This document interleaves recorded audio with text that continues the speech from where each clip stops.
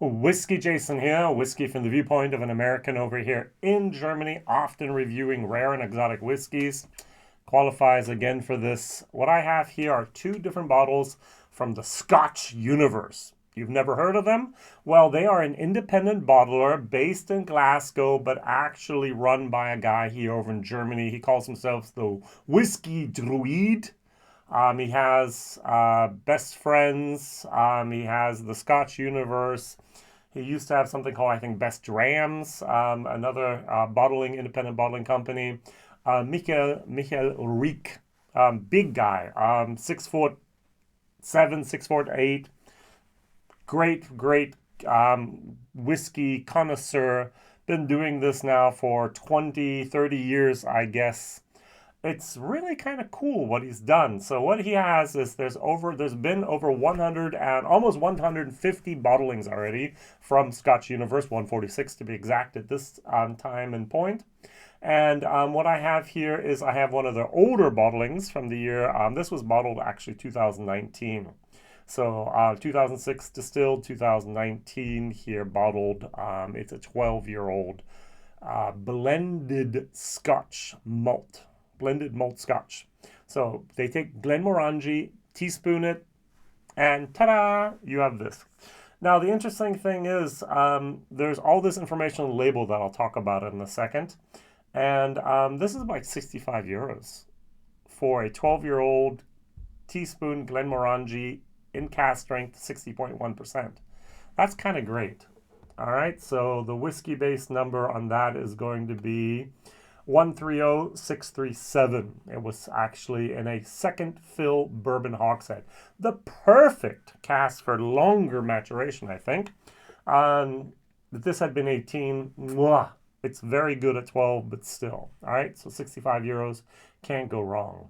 Over here, I have the Scotch Universe Whiskybase 214188.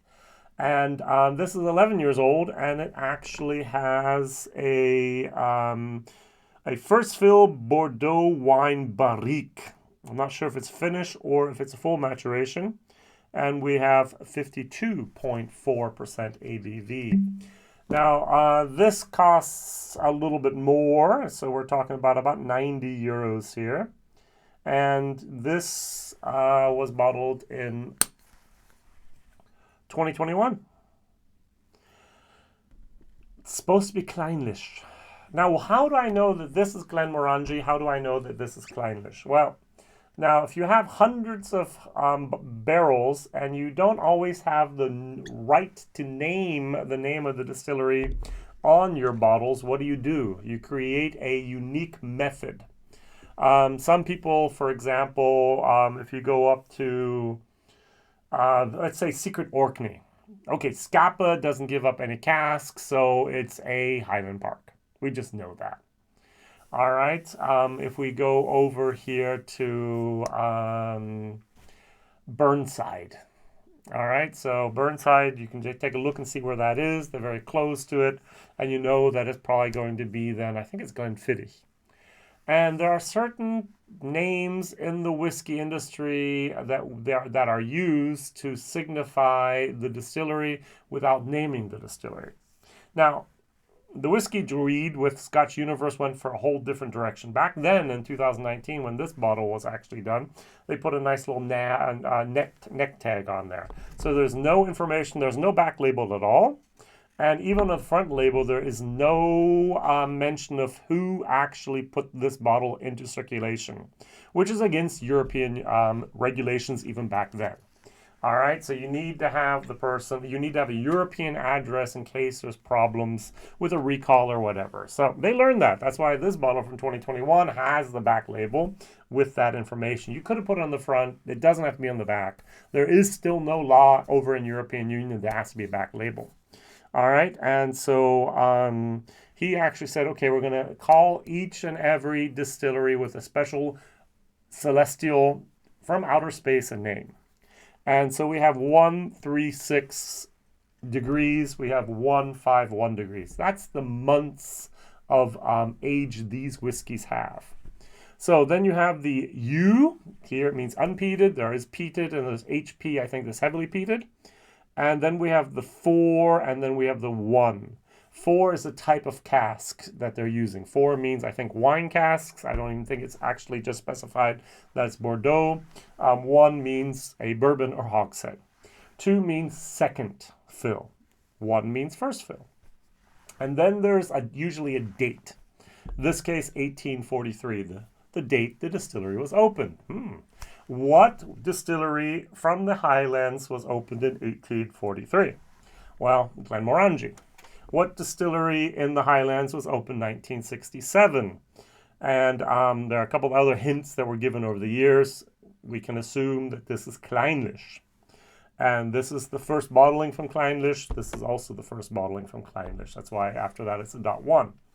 And it goes up to 12, I think or 8. There's one distillery had a lot of casks from. These are all single cask. These are all cask strength. And these are all, 65 euros, not a problem. 90 euros for, okay. But Kleinlich, cask strength, and a first fill Bordeaux wine barrique can be someone's dream. So on the nose, this is beautiful whiskey. I really enjoy Glenmorangie in cask strength. I really enjoy Glenfiddich in cask strength. I really enjoy Glenfarclas in cask strength. I really enjoy Glenlivet in cask strength. Have I mentioned I like even the big producers of whiskey in cask strength? Well, of course I do. Because usually they're unchilled filtered, and they're no color added, and they're cask strength. And so they're often independently bottled and very, very nice. And so this is good, 60.1%.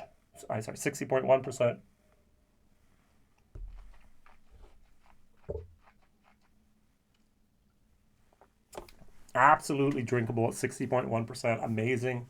But it does, 60.7%, I'm sorry, 60.7, it does open up a tiny little bit. Honeysuckle, vanilla, a slight little bit of wood, good oak, perfectly balanced, and it becomes even better at about 55%.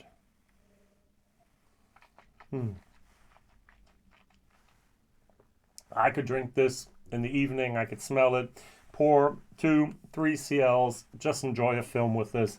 This is fantastic. Love it. And for a price of, as I said, 65 euros, I'm going to give this a solid B. And value for money, I'm going to give this a C+. I don't often give C+. I think this is absolutely great. 12-year-old, teaspooned, Glenmorangie. What else do we want? Second fill bourbon hogsheads, perfectly balanced, delicious. This is a whole different beast. And before I move over to this one, I just want to ask you, what is your favorite independent bottler? Now, I know that is a category at the online Scotch Whisky Awards from Roy and from Aquavite and Ralphie.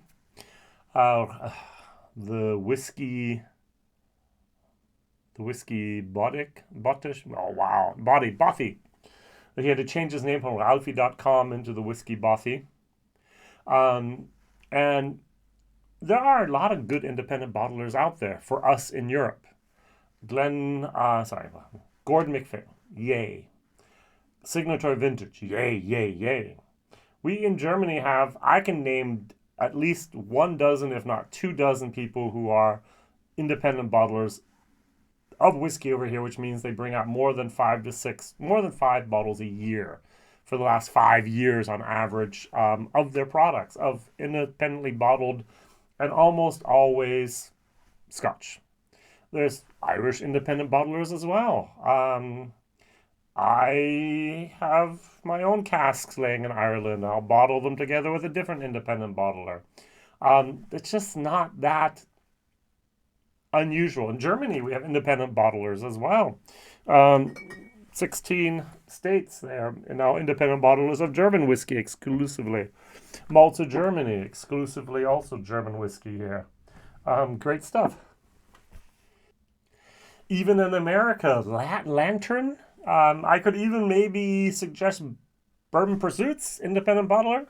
there are a lot of great independent bottlers out there. Which ones do you enjoy the most? Which ones are for you like, hey, that is something that I can really, really trust? I think it was 4 years ago, it might have been 5. I did a blind tasting of Duncan Taylor. Just had 6 bottles, did it online. I loved every single one of them. I mean, one was but the other 5 were fantastic. I finally found the perfect independent bottler. They only bottle stuff that is good. And then I did a second round, bought another 6 bottles, and like 2 of them were great, and 2 of them were okay, and 2 of them were terrible. And it wasn't just me, it was the 20 plus other people that tasted them with me. It's just like, well, they're not perfect either. And independent bottlers are hardly ever perfect. And even if they are perfect, they might not always match my flavor profile, my wheelhouse. And that's what we have here. We have a whiskey that is matured in a Bordeaux wine cask. I'm Barrique. Barrique's usually about 225 liters in size, usually European oak, not American oak. Hogshead's usually American oak. Barrique's usually European oak. Not exclusively. I said the word usually, all right, before people start writing comments. Jason, that's wrong. Usually, all right? And I don't think that red wine and single malts go together very well often. There are exceptions. Sometimes it's like, wow, finally. But the majority is like, well, they're still fighting with each other. And that's what I get here. On the nose, I get red berries. This question, do I want red berries in my single malt scotch? Do I want the influence of Bordeaux red casks here? I just recently posted, I'm sorry, let's use that word. I reposted here a wonderful, by Dramface, an article here about overview of a tricky relationship, whiskey and wine 101. If you don't know Dramface, Dramface, please go there, take a look at that. And they talked a lot about the wines that were used and the different casks that are used and the different impacts they have here on the whiskey. And that was, they talked with, they had a Q&A here with personalities. I'm looking for the right word here from the Scotch whiskey industry. And they talked about the influence of the wine on the whiskeys, good or bad, and so on. Very, very, very informative. Very, very, very good. And very, very helpful, to be honest. All right? And so, what can I say? There is a lot going on in the whiskey world, and we just do not use hogsheads anymore. We often use bourbon barrels that have not been disassembled and reassembled in the UK or Scotland. We do not just use sherry or port today. We have to use Madeira. We have to use red wines. We have to use all these white wines. We have to use all these different things there. And he didn't even get in the whole area of STRs here. There is so much to learn about wine and the influence on the whiskey. All right, I've complained enough. This is Kleinlich. Do I taste it? Do I get it?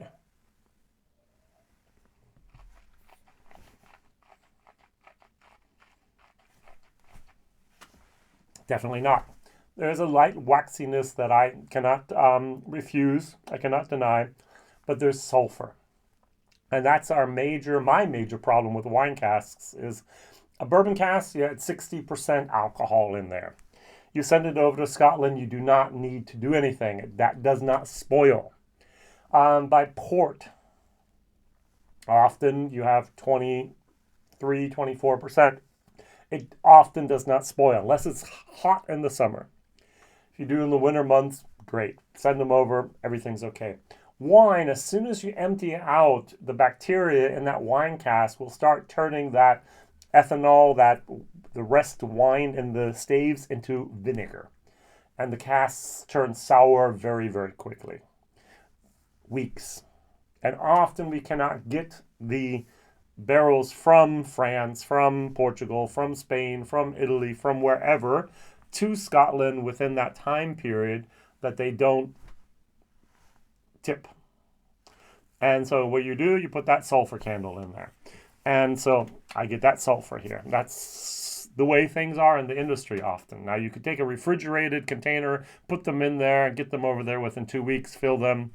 It should work out, but it doesn't always. And so always a little bit of risk, and most vincers just love to use their sulfur can. They're putting sulfur in wine anyways. We don't hardly notice it, and so who will notice it if the cask has a little bit more sulfur?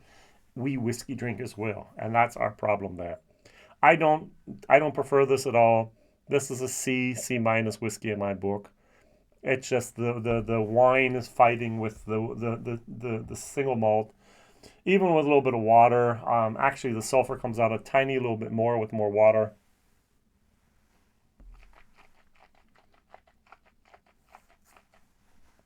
There is a certain viscosity, a certain thickness, a certain waxiness there. It might just be me imagining it, all right?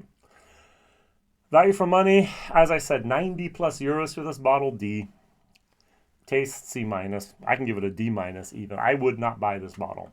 Now the specs look interesting, and that's why we really need to, if at all possible, often try before you buy. I know we're spoiled for choice once again over here in Europe. I can do samples. There's online groups on Facebook. They used to be on Facebook. Now they're basically all on WhatsApp and other platforms where we offer bottle shares. There's no problem sending samples across state lines and so on and so on. The only thing we have to make sure is that the person who gets this is over 18. That's the only problem. 18 is the legal drinking age for whiskey over here in Germany. Everything else is okay. And I would really have hated to lay down 90 euros plus on the table for this bottle, take it home, take a sip and go, oh, all right, what do I do with it now? If it's a 30 euro bottle, I'll just give it to someone. But a 90 euro bottle, that hurts. And that's why it's definitely try before you buy, especially with independently bottled products. All right? Or you need to find a YouTuber that exactly your taste profile, which is difficult to do. And then say, okay, I believe what he says. I can trust him. Okay, no thanks, yes thanks, and so on. Thank you very much for watching, liking, subscribing. As I've asked, what is your favorite independent bottler out there? I must admit, Signature Vintage is doing some good work worldwide. They're not the biggest in places outside of Europe, but they're doing good stuff. Gordon MacPhail, great stuff. And to be honest, I want to try some of the things from Lantern. I'm going to have to go online and send over 6, 7, 8 bottles over to Europe. From Lantern. That boutique whiskey company, forgot about them. They're doing fantastic things as well. There are so many. Which ones do you like? Thank you very much for watching, liking, subscribing, and telling others. Whiskey Jason here. Bye-bye.